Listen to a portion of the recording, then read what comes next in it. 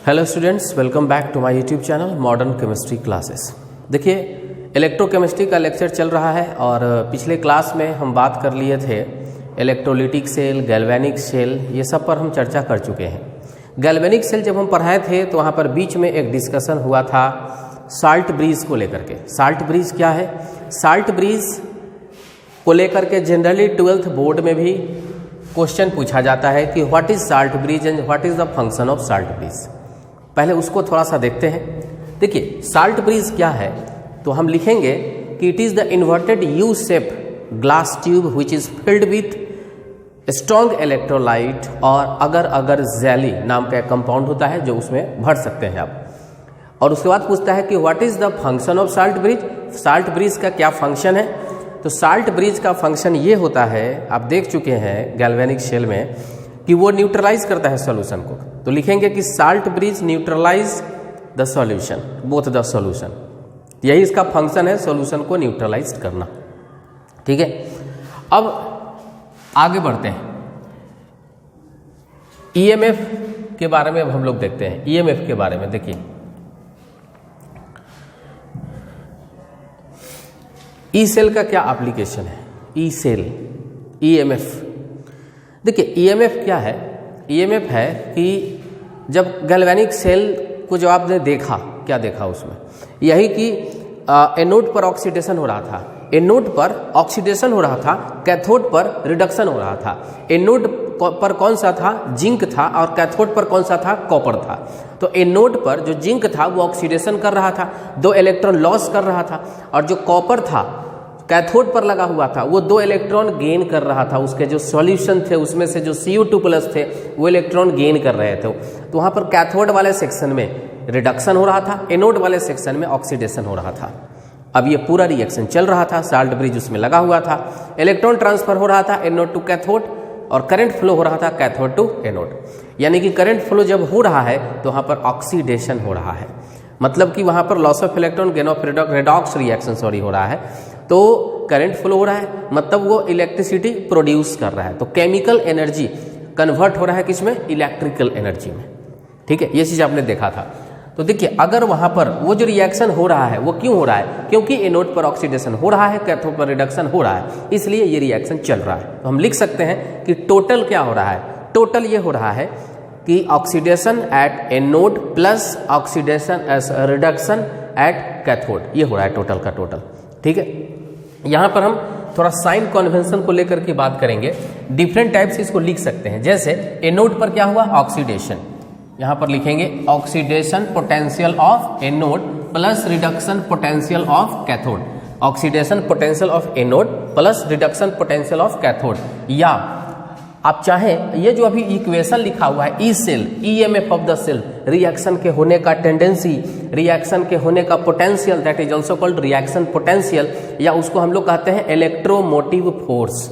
Reaction potential को क्या कहते हैं? इलेक्ट्रोमोटिव फोर्स, रिएक्शन के होने का टेंडेंसी जो हो रहा है वहां पर। अब इलेक्ट्रोमोटिव फोर्स या ई सेल से हम उसको रिप्रेजेंट करते हैं। अब ई सेल तभी हो रहा है जब ऑक्सीडेशन हो रहा है एनोड पर और रिडक्शन हो रहा है कहां पर? कैथोड पर। ठीक है, दोनों में से कोई भी एक अगर नहीं होगा तो रिएक्शन पोटेंशियल नहीं होगा। ठीक है, अब ये जो इक्वेशन लिखाया ये एनोड के ऑक्सीडेशन और रिडक्शन के टर्म में लिखाया, ऑक्सीडेशन और रिडक्शन के टर्म में लिखाया। आप चाहें तो ऑक्सीडेशन के टर्म में खाली इक्वेशन लिख सकते हैं, आप चाहें तो रिडक्शन के टर्म में खाली इक्वेशन लिख सकते हैं। कैसे? देखिए, इसके लिए आपको एक साइन कन्वेंशन का जरूरत पड़ेगा। साइन कन्वेंशन हम ऐसे ही बता देते हैं, वो बहुत ही सिंपल सा चीज है। देखिए, अगर किसी का पोटेंशियल पॉजिटिव में दिया हुआ है, चाहे वो ऑक्सीडेशन का हो चाहे वो रिडक्शन का हो, पॉजिटिव वैल्यू अगर दिया हुआ है तो पॉजिटिव वैल्यू से क्या होता है? इसका मतलब कि उसको वही करने का टेंडेंसी है। अगर ऑक्सीडेशन पोटेंशियल पॉजिटिव दिया हुआ है इसका मतलब कि उसको ऑक्सीडाइज करने का टेंडेंसी है। अगर रिडक्शन पोटेंशियल पॉजिटिव दिया हुआ है इसका मतलब रिड्यूस करने का टेंडेंसी है। ठीक इसका उल्टा अब हम लोग समझेंगे कि अगर ऑक्सीडेशन पोटेंशियल निगेटिव है इसका मतलब क्या है? इसका मतलब ये है कि इसको ऑक्सीडाइज करने का टेंडेंसी नहीं है, इसको रिड्यूस करने का टेंडेंसी है, इसलिए माइनस में है और इसको जबरदस्ती ऑक्सीडेशन करवाया जा रहा है। अगर रिडक्शन पोटेंशियल माइनस में हो जाए तो हमें यह समझना है कि ये चीज़ रिड्यूस नहीं करना चाहता है, इसको जबरदस्ती रिडक्शन करवाया जा रहा है। ठीक है, तो एनोड पर ऑक्सीडेशन, कैथोड पर रिडक्शन। एनोड पर ऑक्सीडेशन पोटेंशियल पॉजिटिव होते हैं, कैथोड पर रिडक्शन पोटेंशियल पॉजिटिव होते हैं। एनोड पर, फिर से देखिए, एनोड पर ऑक्सीडेशन पोटेंशियल पॉजिटिव होते हैं और कैथोड पर रिडक्शन पोटेंशियल पॉजिटिव होते हैं। सब अपने अपने पोटेंशियल के जगह पर पॉजिटिव वैल्यू में रहते हैं। एनोड पर ऑक्सीडेशन पोटेंशियल निगेटिव नहीं होना चाहिए, कैथोड पर रिडक्शन पोटेंशियल निगेटिव नहीं होना चाहिए। एक और बात हम यहाँ पर कर लें कि देखिए, ये जो ऑक्सीडेशन पोटेंशियल और रिडक्शन पोटेंशियल है, ये दोनों मैग्नीट्यूड वाइज सेम होते हैं। Magnitude of oxidation potential is equal to magnitude of reduction potential, लेकिन साइन में अपोजिट होते हैं। मान लीजिए कि अगर जिंक का ऑक्सीडेशन पोटेंशियल +0.7 है, जिंक का ऑक्सीडेशन पोटेंशियल +0.7 है, तो इसका रिडक्शन पोटेंशियल क्या होगा? -0.7। ठीक है, -0.7। मैग्नीट्यूड सेम रख रहे हैं, साइन क्या हो रहा है? अपोजिट हो रहा है। अगर कोई लिख रहा है कि रिडक्शन पोटेंशियल का वैल्यू +0.4 है, तो उसका ऑक्सीडेशन कितना होगा? -0.4 होगा। तो मैग्नीट्यूड वाइज सेम रहेगा। ठीक है, यानी कि एनोड और कैथोड का जो पोटेंशियल है वो इक्वल होता है, लेकिन साइन में क्या होते हैं? अपोजिट होते हैं। और हमने कन्वेंशन बताया, एनोड पर ऑक्सीडेशन हो रहा है, पॉजिटिव वैल्यू होना चाहिए, कैथोड पर रिडक्शन हो रहा है, पॉजिटिव वैल्यू होना चाहिए। अगर आप कैथोड को ऑक्सीडेशन के टर्म में लिखना चाहते हैं तो आपको कैथोड पर क्या होता है? रिडक्शन होता है, और आप लिखना चाहते हैं ऑक्सीडेशन के टर्म में, तो आपको माइनस लगाना होगा। एनोड को किस टर्म में लिखते हैं? ऑक्सीडेशन के टर्म में लिखते हैं, लेकिन अगर इसको आप रिडक्शन के टर्म में लिखना चाहेंगे तो इसमें आपको माइनस साइन लगाना पड़ेगा। तो इस चीज़ को ध्यान में रखते हुए जो मेन इक्वेशन, जब आपको क्वेश्चन मिलता है तो आप फर्स्ट वाला इस चीज़ को आप अप्लाई करेंगे कि oxidation at anode plus reduction at cathode, आप ये यूज़ करेंगे। लेकिन साइन कन्वेंशन को ध्यान में रखते हुए उस चीज़ों को, हो सकता है कि आपको सिर्फ ऑक्सीडेशन का वैल्यू दिया हुआ है, या हो सकता है कि आपको सिर्फ रिडक्शन का वैल्यू दिया हुआ है ना।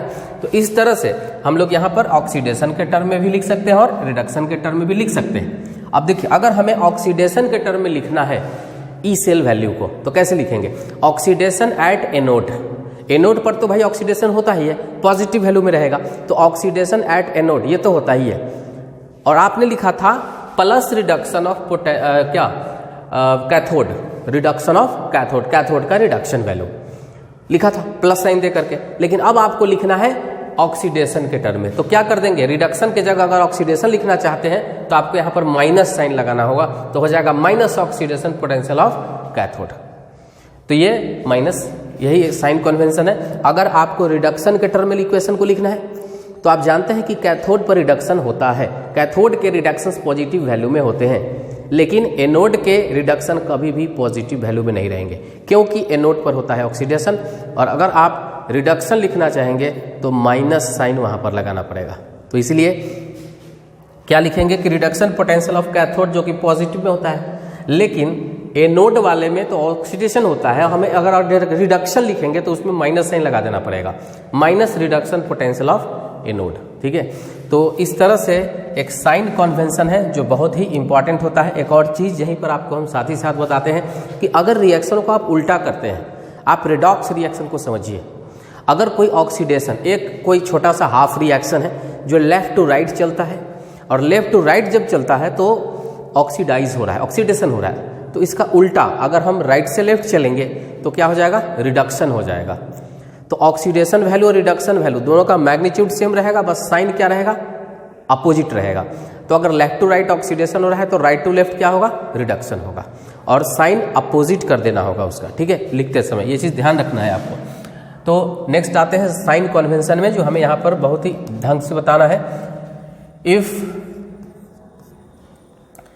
Oxidation potential is positive, if oxidation potential is positive, then it has tendency to oxidize, then it has tendency to oxidize, तो इसके पास टेंडेंसी है ऑक्सीडाइज करने का। ठीक है, तो ये पहला पॉइंट हुआ साइन कन्वेंशन के लिए दूसरा पॉइंट हम लोग देखते हैं कि if reduction potential is positive, if reduction potential is positive then it has tendency to reduce, it has tendency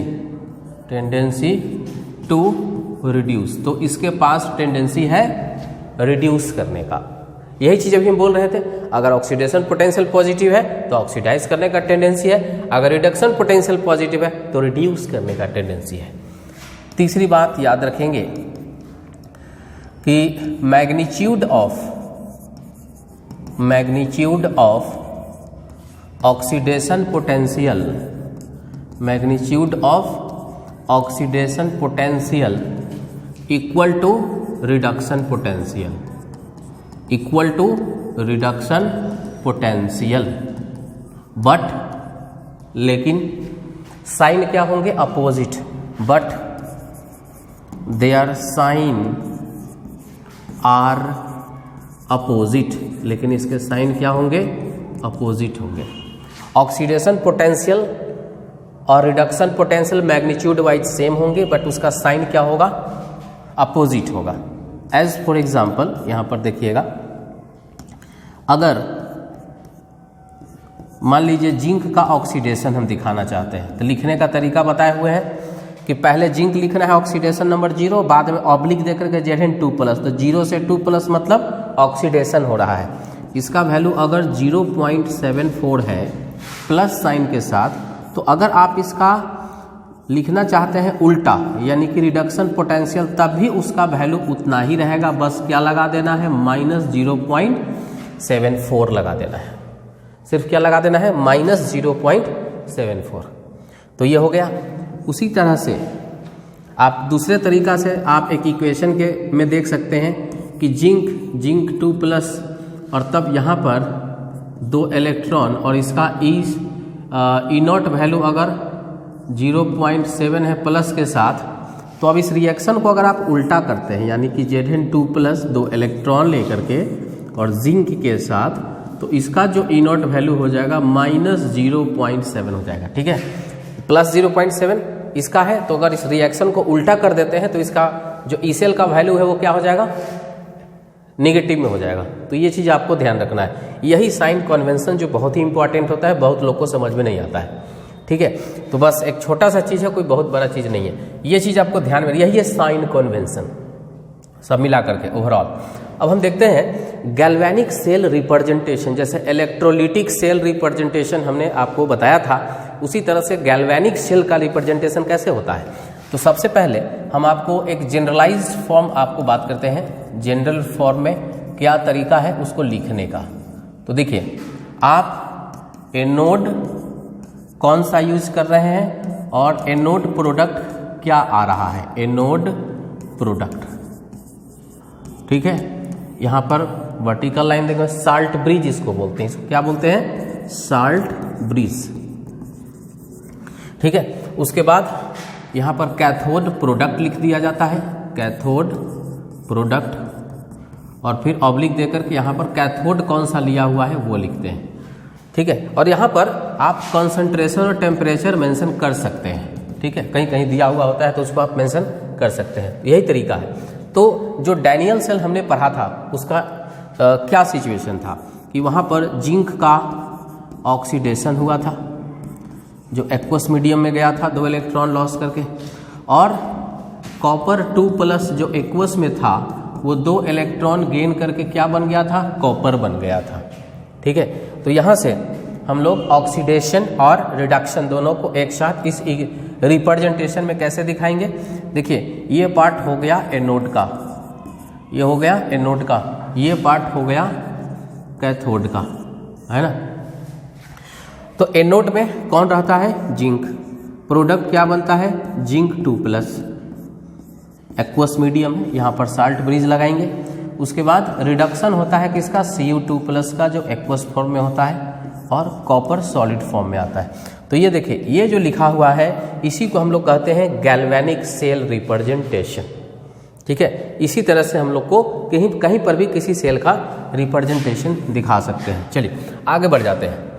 उसके बाद है E cell parameter. E cell parameter के बारे में आप क्या जानते हैं? देखिए ई सेल पैरामीटर क्या है कि जब रिएक्शन हो रहा था तो कुछ वर्क डन हुआ होगा वहाँ पर, ठीक है, क्योंकि इलेक्ट्रॉन का ट्रांसफर होना, करंट का होना, फिर कोई इलेक्ट्रॉनिक डिवाइस वहाँ पर चलेगा तो वर्क डन तो होगा। चलिए उस पर भी बात कर लेते हैं।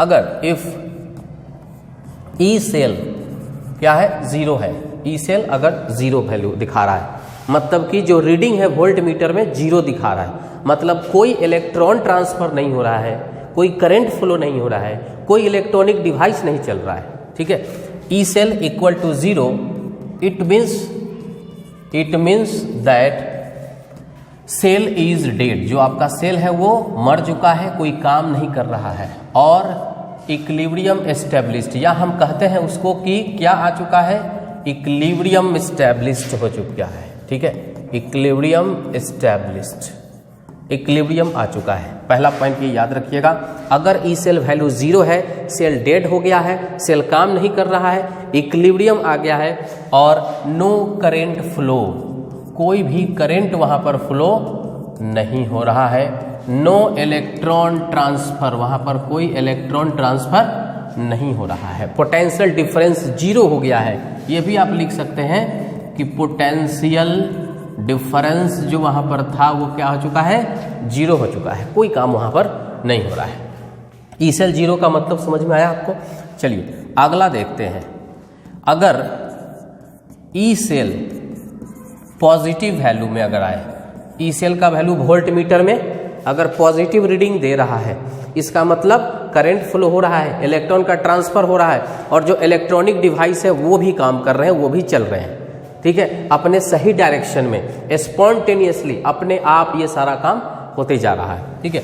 Then E cell is positive, it means, इसका मतलब सेल इज वर्किंग प्रॉपरली, सही ढंग से सेल काम कर रहा है, cell is working properly, and reaction spontaneous, अपने आप हो रहा है, reaction is spontaneous, reaction is क्या, स्पॉन्टेनियस, लेकिन सही डायरेक्शन में, in forward direction, forward direction में ये काम हो रहा है, इलेक्ट्रॉन ट्रांसफर सही दिशा में हो रहा है, अब जो है सेल करेक्टली वर्क कर रहा है, ठीक है।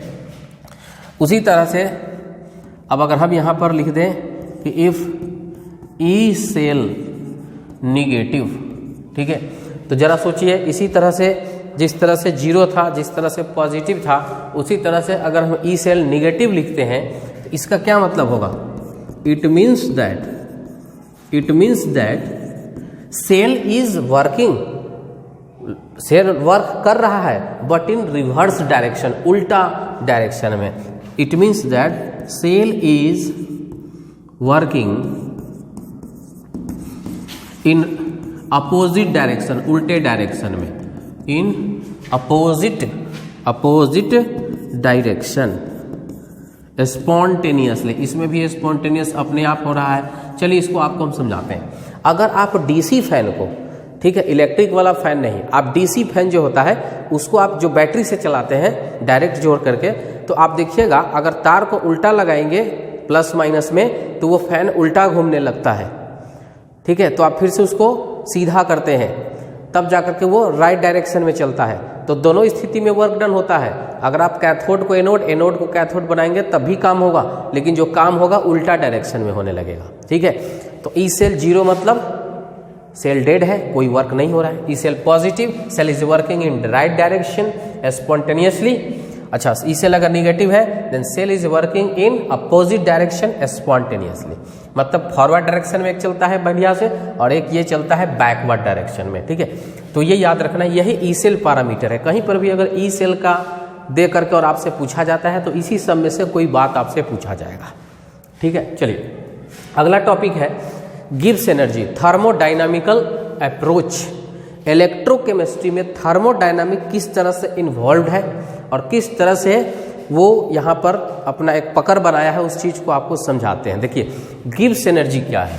देखिए गिब्स एनर्जी को समझना काफ़ी इजी होता है। गिब्स एनर्जी को अगर समझना है तो हम आपको बताते हैं, जो भी फ्री एनर्जी होता है किसी के पास, कोई भी चीज़, एनर्जी हो या कोई भी चीज़ हो, पैसा हो, जैसे अगर मान लीजिए 100 रुपीज़ आपके पास होता है, आपका खर्च 40 रुपीज़ अगर है और अगर किसी को देना है तो आप 100 रुपीज़ नहीं दे सकते हो। क्यों?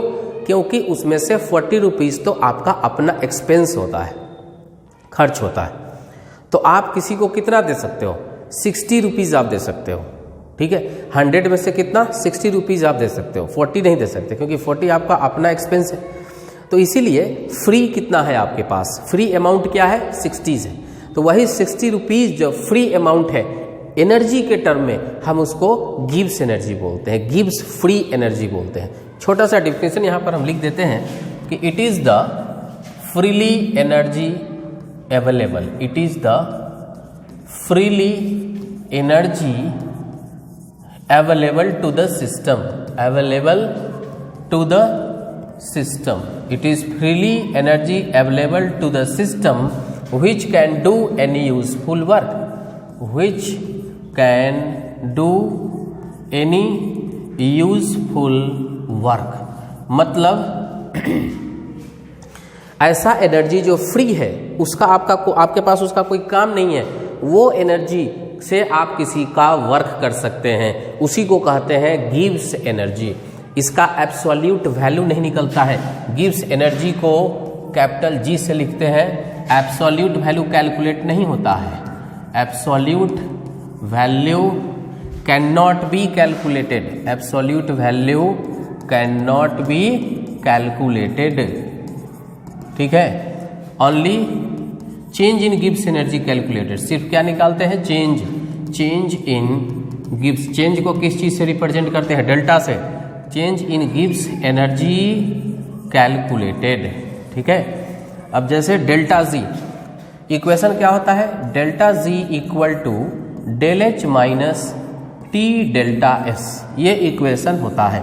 अब इसमें जो डेल्टा जी है, देखिए जो डेल्टा है जी है, ये क्या है? Change in Gibbs energy, change in Gibbs energy.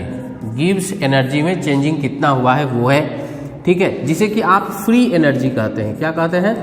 Free energy, ठीक है। और यहाँ पर डेल्टा एच है, डेल्टा एच है मतलब इसको बोलते हैं चेंज इन एंथैल्पी, यानी कि total energy occupied by, total energy occupied by system, system के द्वारा जो टोटल एनर्जी रखा जा रहा है। जैसे कि आपके पास 100 रुपीज़ था ना, तो 100 रुपीज़ ही डेल्टा एच है, यानी टोटल एनर्जी है, ठीक है।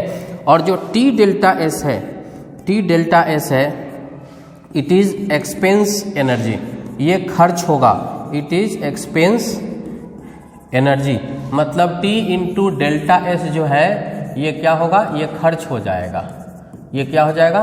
खर्च हो जाएगा, ठीक है। टी इंटू डेल्टा एस क्या हो जाएगा? खर्च हो जाएगा। और ये डेल्टा एच क्या है? आपके पास टोटल कितना है वो है। तो टोटल में से जो खर्च हो जाएगा उसको माइनस कर दीजिए, तो जो एनर्जी बचता है उसी को हम लोग क्या कहते हैं? गिब्स एनर्जी कहते हैं। और इसके बारे में जो फैक्ट है उसको याद रखना है कि अगर delta G, if delta G 0 then it is equilibrium, तब ये क्या हो जाता है? इक्विलिब्रियम हो जाता है, ठीक है। अगर डेल्टा जी 0 है तो क्या हुआ? इक्विलिब्रियम। इक्विलिब्रियम मतलब ओवरऑल नेट रिएक्शन, रिएक्शन चल रहा है, रिएक्शन रुका नहीं है, forward reaction and backward reaction become equal.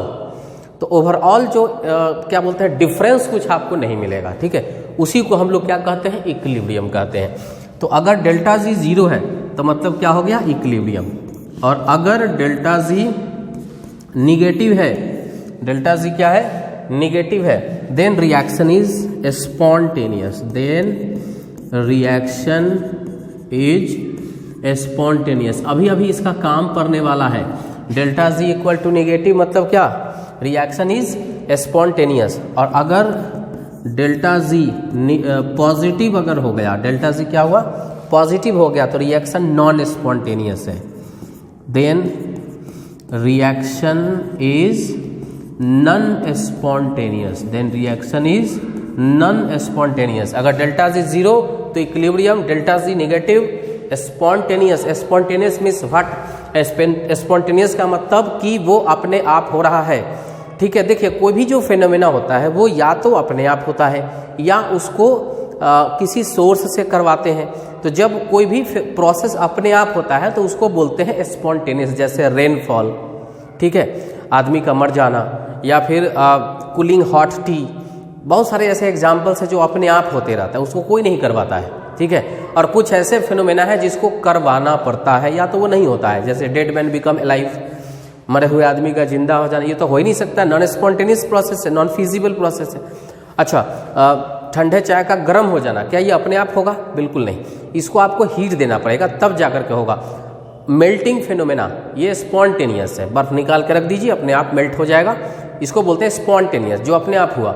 And freezing of water, water को फ्रीज होना, इसके लिए आपको एक फ्रीजर का जरूरत पड़ेगा, वो आपको अपने आप नहीं होता है। This process is non spontaneous. ठीक है, तो इसलिए स्पॉन्टेनियस जो अपने आप होता है, नॉन स्पॉन्टेनियस जो अपने आप नहीं होता है। और जब ये कब होता है? डेल्टा जी निगेटिव पर स्पॉन्टेनियस, डेल्टा जी पॉजिटिव होगा तो non spontaneous, and delta G अगर जीरो हो रहा है इसका मतलब कि ये इक्विलिब्रियम अटेंड कर लिया हुआ है। So it's all about Gibbs energy only. ठीक है, और गिब्स एनर्जी के लिए एक और फैक्ट आपको बताते हैं, Gibbs energy in terms of work done, Gibbs energy in terms of work done. Work done समझ रहे हैं आप? तो देखिए याद रखना है आपको, गिब्स एनर्जी जो डेल्टा जी है वो माइनस के साथ रहेगा और तब होगा क्या? Work done. ऐसा क्यों? क्योंकि देखिए वर्क डन कभी भी निगेटिव नहीं हो सकता है, वर्क डन कभी भी निगेटिव नहीं हो सकता है। जीरो हो सकता है कि कोई वर्क ना हुआ हो, लेकिन माइनस ऑफ वर्क डन तो पॉसिबल नहीं है। तो देखिए डेल्टा जी को क्या होना पड़ेगा? माइनस। फॉर स्पॉन्टेनियस प्रोसेस, यहाँ हम लिख देते हैं for spontaneous process, for spontaneous process delta G अभी अभी बताया कि क्या हो जाएगा? निगेटिव। तो ये वैल्यू नेगेटिव, तो इसका मतलब जो वर्क डन होगा minus of minus delta G, यानी कि क्या हो जाएगा? प्लस वैल्यू आ जाएगा। तो ऐसे लिख नहीं सकते इसको, ये तो एक क्वेश्चन की बात है, जब आएगा तो बात करेंगे। अनदर फैक्ट आप यहाँ पर देखिए, अब ये गिब्स एनर्जी जरूर याद रखिएगा वर्क डन के टर्म में। अब हम आते हैं व्हेन क्यू चार्ज, जब कोई एक charge, when Q charge move across a potential difference, move across a potential difference, potential difference, move across a potential difference भी से मान लेते हैं क्या? Potential difference, then work done equal to charge into potential difference, Q into भी। ये जरूर याद रखिएगा, Q इंटू भी, यानी वर्क डन क्या होता है? चार्ज इनटू पोटेंशियल डिफरेंस होता है, ये याद रखिएगा आप। ठीक है, अब देखिए यहाँ पर गैल्वेनिक सेल में कहाँ पर पोटेंशियल डिफरेंस आपको ऑब्जर्व होगा? देखिए एनोड के पास निगेटिव पोटेंशियल है क्योंकि रॉड के ऊपर इलेक्ट्रॉन्स हैं, और कैथोड में रॉड पर पॉजिटिव चार्ज है। तो दो रॉड जिसमें निगेटिव और पॉजिटिव, उसको जब एक वायर से कनेक्ट करते हैं तो दोनों के बीच में पोटेंशियल डिफरेंस के कारण ही ना इलेक्ट्रॉन ट्रांसफर होना शुरू हो जाता है। इलेक्ट्रॉन में होता है चार्ज, इलेक्ट्रॉन है, चार्ज है, और वो एक पोटेंशियल डिफरेंस के अक्रॉस वो मूव कर रहा है, चल रहा है, तो वहाँ वर्क डन हो रहा है। तो इसीलिए यहाँ पर उसका काम पड़ा है। ठीक है, तो work done equal to charge into potential. अब देखते हैं चार्ज क्या होता है। 1 faraday equal to 1 mole electron, 2 faraday तो 2 मोल इलेक्ट्रॉन जब ट्रांसफर होगा, 3 फैराडे जब 3 मोल इलेक्ट्रॉन ट्रांसफर होगा, इसीलिए n फैराडे जब n मोल इलेक्ट्रॉन क्या होगा? ट्रांसफर होगा। तो NF, तो यहाँ पर जो चार्ज का वैल्यू है क्या हो जाएगा? NF। ये क्या है? चार्ज का वैल्यू क्या हो जाएगा? NF। और पोटेंशियल जो होता है, रिएक्शन पोटेंशियल ई सेल से लिखते हैं हम लोग, पोटेंशियल डिफरेंस क्या होता है? ई सेल, याद रखिएगा। और स्टैंडर्ड की अगर हम बात करें, स्टैंडर्ड कंडीशन पर इसी चीज को क्या लिखते हैं? ई नॉट सेल। क्या लिखते हैं?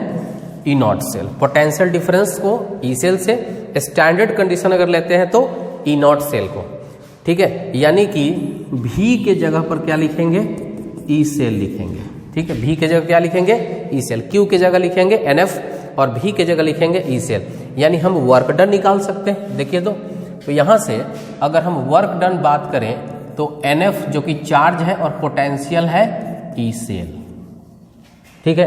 एट स्टैंडर्ड कंडीशन अगर हम लिखते हैं इसको, एट स्टैंडर्ड कंडीशन तो वर्क डन जो हो जाएगा वो हो जाएगा N F E not cell, ये हो जाएगा ई नॉट सेल हो जाएगा। अब चूंकि आप जानते हैं कि delta G equal to minus of work done, minus इधर लिखिए या फिर इधर लिखिए, ठीक है।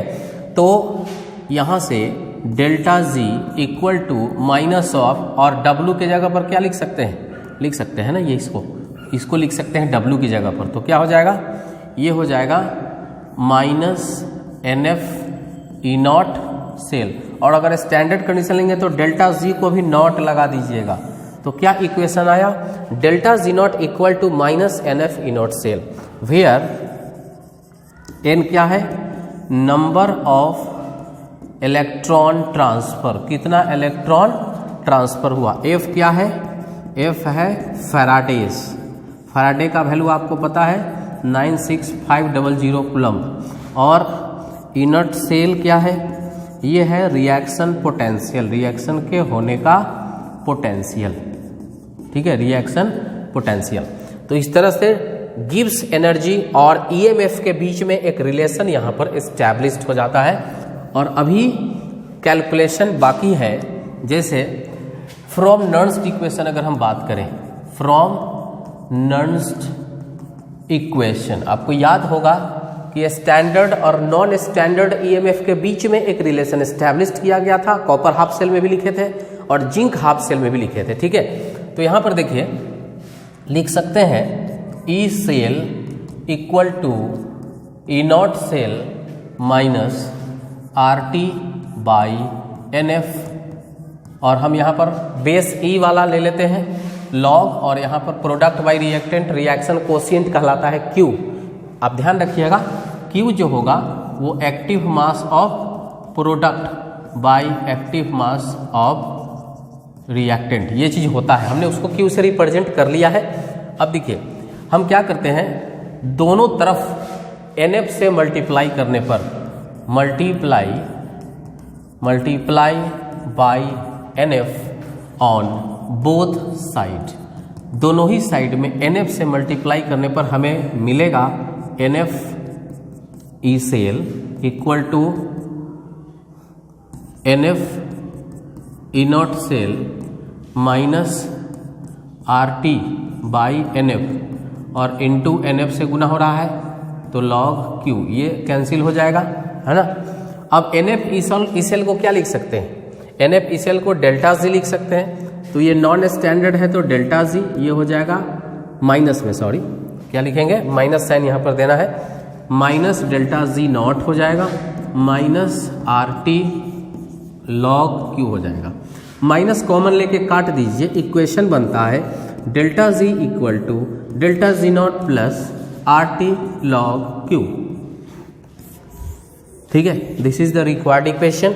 और अगर आप ln को LOG में लिखना चाहते हैं then it can also written as delta G equal to delta G naught plus 2.303 R T log Q, आप ऐसे भी लिख सकते हैं जब आप बेस 10 लेंगे तब, ठीक है। तो गिब्स एनर्जी के टर्म में नर्न्स्ट इक्वेशन को एक्सप्रेस किया गया, आप देख सकते हैं। अगर हम बात करें कि सेल काम करना कब बंद कर देगा, जब ई सेल का वैल्यू 0 हो जाएगा,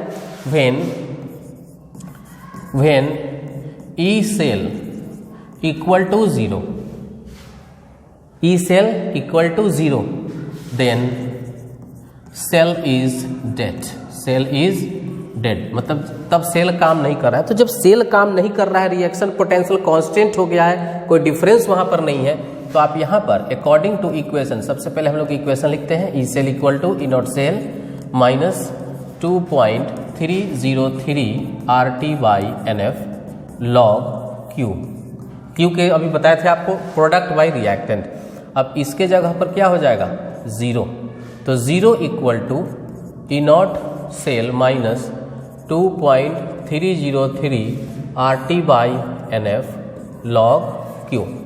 आप ऐसा लिख सकते हैं, यानी कि ये आप हो गया आपका ई नॉट सेल, माइनस को आप इस तरफ लाएंगे पॉजिटिव हो जाएगा और ये बच जाएगा 2.303 RT बाई NF और log Q। ये इक्वेशन आपको देखने को मिलेगा। आप चाहे तो log को एक्सपोनेंशियल में भी कन्वर्ट कर सकते हैं, लेकिन उसका उतना ज़रूरत आपको नहीं पड़ेगा। तो ये जो भी आपने अभी देखा वो सभी के सभी sign convention, salt bridge, EMF values, E not cell और E cell, EMF E cell in terms of gives energy, thermodynamical aspect in electrochemistry, इसको हम लोग कहते हैं। इस चीज़ को हमने आपको बताया, ठीक है। मतलब अब एक चीज़ को एक बार फिर से यहाँ पर रिकैप आप कर लीजिए, जो बहुत ही ज़्यादा इम्पॉर्टेंट है कि delta G minus NF E not cell होता है। तो यहाँ से आप देख लीजिए 3 बात आपको लिख देंगे, ध्यान रखिएगा कि इफ़ ई नॉट सेल अगर 0 हो जा रहा है देन डेल्टा जी भी क्या हो जाएगा 0, तब बोलेंगे कि सेल इज डेड। ये देख लीजिए इधर, ठीक है। इधर आइए, अब हम ई नॉट सेल को पॉजिटिव ले रहे हैं। अब ई नॉट सेल को क्या ले रहे हैं, पॉजिटिव। ई नॉट सेल हो जा रहा है क्या, पॉजिटिव। ई नॉट सेल क्या हो गया, पॉजिटिव।